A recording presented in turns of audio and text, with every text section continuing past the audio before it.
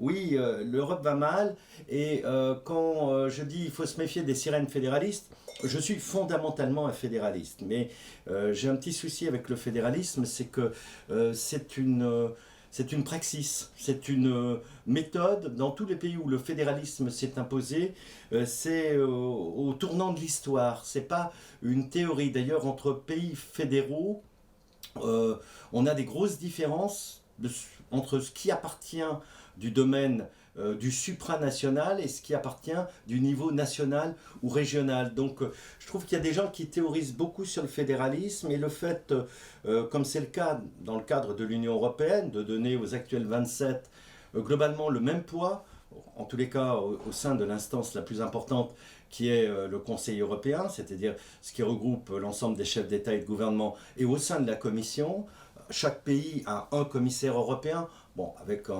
effectivement des compétences plus ou moins importantes. Je ne suis pas sûr que ce soit toujours le bon moyen de rapprocher, autant qu'on le voudrait, les gens de la démocratie. On le voit aux États-Unis avec ce qui se passe et avec d'ailleurs le système électoral qui est induit par le fédéralisme américain. On peut se retrouver dans une situation où un candidat peut gagner le vote populaire et perdre l'élection. Parce que simplement, la question de la pondération européenne est très délicate. Et quand on a créé en 1957, à travers le traité de Rome, l'Europe des six, le fameux marché commun, à l'époque, on était sur quelque chose d'assez cohérent en termes de pays et même en termes de taille démographique. En gros, l'Allemagne de l'Ouest, l'Italie et la France avaient à peu près le même poids.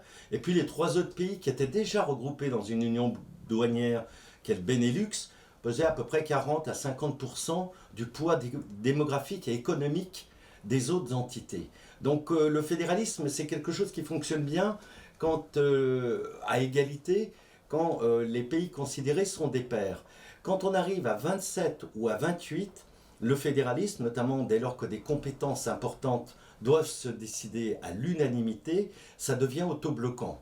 Et la crise de l'Europe, c'est pas. Alors souvent, comme je suis un européiste et un militant européen, les gens me disent mais t'es beaucoup trop critique vis-à-vis de l'Europe, elle a fait beaucoup de progrès au cours des 20 dernières années. C'est vrai, elle a avancé, mais elle avance moins vite que le monde qui nous entoure.